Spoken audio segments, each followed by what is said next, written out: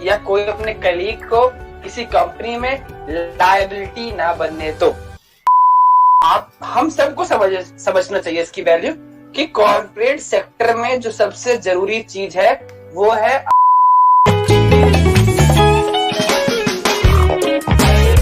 Culture कैसा है, seniors कैसे हैं वहां पे, और सैलरी पार्ट क्या है। सैलरी पार्ट में मतलब क्या टाइम पे आती है, कुछ डिडक्शन होता है, उन चीजों के बारे में बताओ। फर्स्ट ऑफ ऑल ना, एक पॉइंट जो आपने कहा कि दोस्त तो बनते ही होंगे, ये बहुत आपने इसको बहुत ही पॉजिटिव ले लिया, बहुत ही, लेकिन ये इतना पॉजिटिव है नहीं जितना हम सोच रहे हैं। ओके। हम दोस्त बनाते हैं, हम जो चाहे वो करते हैं। मेरे बहुत दोस्त होंगे, किसी के कुछ भी नहीं होंगे, कोई भी एक आज कंपनी छोड़ा होगा, एक के हट गए होंगे पूरी तरह कंप्लीटली। हम इसकी वैल्यू समझते हैं और हम सबको समझना चाहिए इसकी वैल्यू कि कॉर्पोरेट सेक्टर में जो सबसे जरूरी चीज है वो है आपकी सर्किल कितनी स्ट्रांग है। बिकॉज आप किसी कंपनी में बैठो, आपको किसी दूसरे कंपनी में इंटरव्यू देने के लिए सोचना है, तो कम से कम आपके पास कलीग सर्किल इतना अच्छा होना चाहिए कि आपने सोचा उस कंपनी में देना है, तो आपने किसी अपने कलीग से कांटेक्ट किया और तुरंत ही वहां पे कनेक्शन आपने फिट कर लिया। तो हम इसकी वैल्यू समझते हैं, इसलिए हम लोगों ने अपने कनेक्शंस बहुत अच्छे फिट कर रखे हैं। बट ये सबके साथ नहीं है, लेकिन यदि आप ये करते हो तो बहुत अच्छी चीज है। यदि आप ये थॉट के साथ चलते हो, ये बहुत अच्छी चीज है। कम से कम किसी भी कंपनी में आप काम करो, सभी के साथ अच्छे से कनेक्शन फिट करो और इसको फ्यूचरिस्टिक गोल की तरह देखो कि हाँ यार, मेरे लिए बहुत प्रॉफिटेबल है, और उसी तरह वो फ्रेंडशिप चलानी पड़ती है। एंड सीनियर्स के बारे में मतलब क्या क्या मतलब सीनियर्स सपोर्ट करते हैं या वर्क कल्चर। बायजूस के बारे में सबने एक चीज देखी होगी और YouTube पे काफी वीडियोस हैं। I don't want to go into specific because याद कर पा रहा हूँ, ऐसा कुछ अनप्रोफेशनल टाइप का तो मुझे नहीं देखने को मिला, अपनी तरफ से नहीं देखने को मिला। इट में भी किसी और के साथ हुआ हो तो भाई मैं कुछ नहीं बोल सकता, बट मैंने अपने सर्किल में या किसी के साथ थोड़ा थोड़ा देखो बोलते हैं। बिकॉज यदि हम अपनी हायरार्की कभी ऑब्जर्व करें, ऊपर वाला नीचे गिर आएगा बोलेगा, नीचे वाला उसके नीचे बोलेगा, इसके नीचे वाला इसको नीचे बोलेगा, इसके नीचे वाला इसके नीचे बोलेगा। थोड़ा थोड़ा प्रेशर जो रहता है सबके पास रहता है, ये क्लियर है। हर कॉर्पोरेट सेक्टर में प्रेशर रहता होगा, बिकॉज वहां काम उतना ज्यादा किया जाता है तो रहता है। लेकिन ये कहो कि बहुत ज्यादा, मैं इसको नहीं बोलूंगा कि अगर कोई कंपनी, कोई प्राइवेट कंपनी एक बिजनेस फर्म है, बिजनेस फर्म में काम करने जा रहे हो, वो बिजनेस कमाए करेगी, तो अगर तुम उसमें कुछ भी नहीं इन्वेस्ट करोगे, अपना कुछ नहीं दे रहे हो, तो कंपनी क्यों पे करेगी। If you are working for any company, अपना परफॉर्मेंस नहीं दोगे, कंपनी को वर्ड नहीं होगा, तुम्हें क्यों लेगी वो। भी खुद या कोई अपने कलीग को किसी कंपनी में लायबिलिटी ना बनने दो।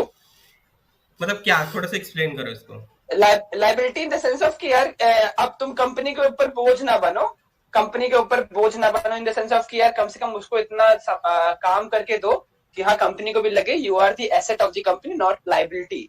तो उसके लिए मुनाफे का सौदा हो, ना कि उसके लिए पैसा खर्च करना पड़ रहा है लेकिन तुमसे कुछ निकाल के नहीं दे रहे हो, आउटपुट नहीं दे रहे हो, आउटपुट नील है, निगेटिव में जा रहे हो। तो ऐसा मत करो, इससे खुद भी एक टाइम के बाद बहुत बेकार लगता है, राइट। और दूसरी चीज, फिर आपको भी नहीं आप भी डिमोटिवेटेड धीरे धीरे फील होना स्टार्ट कर दोगे कंपनी में, कुछ ना कुछ आप हमेशा डांट खाओगे।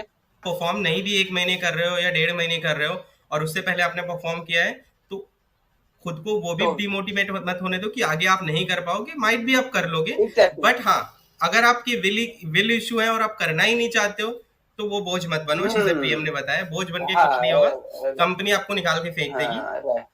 कोई भी कंपनी हो, कोई भी कंपनी हो यार, देखो आज की डेट में भी कुछ ही जो होते हैं कि टाटा जैसी कंपनियां मुझे लगता है कि होंगी जो शायद से रखी रहती, कहती है चलो चलने दो चलने दो चलने दो, एक टाइम वो भी एक साल तक, एक टाइम तक देखेंगे, उसके बाद वहां भी निकाल के हटा देंगे।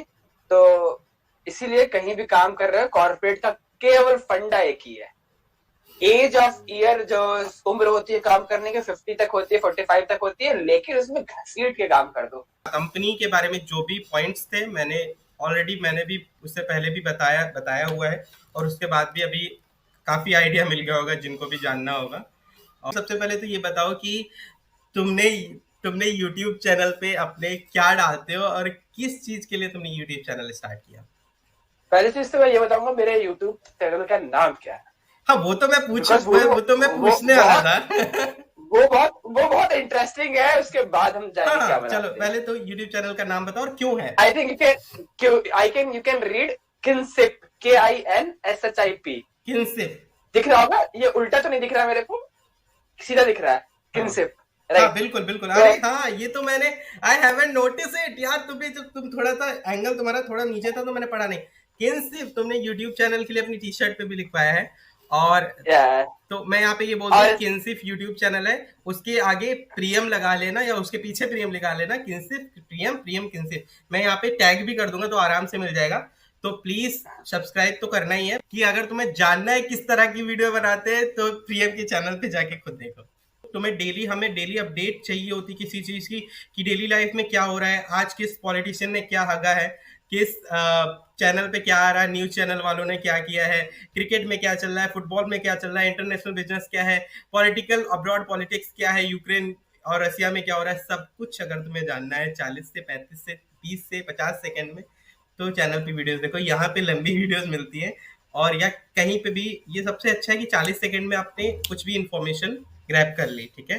क्योंकि हमें रसिया और यूक्रेन में क्या हो रहा है वो तो हम अगर न्यूज चैनल पे जाएंगे तो हमें नहीं पता चलेगा, लेकिन अगर कोई 40 सेकंड में आप तक इन्फॉर्मेशन पहुंचा रहा है तो वो बहुत ईजी होता है, और वो भी हम रील्स और टिकटॉक वाले जमाने में आ गए हैं। चलो bye, thank you so much Priyam, thank you so much session करने के लिए।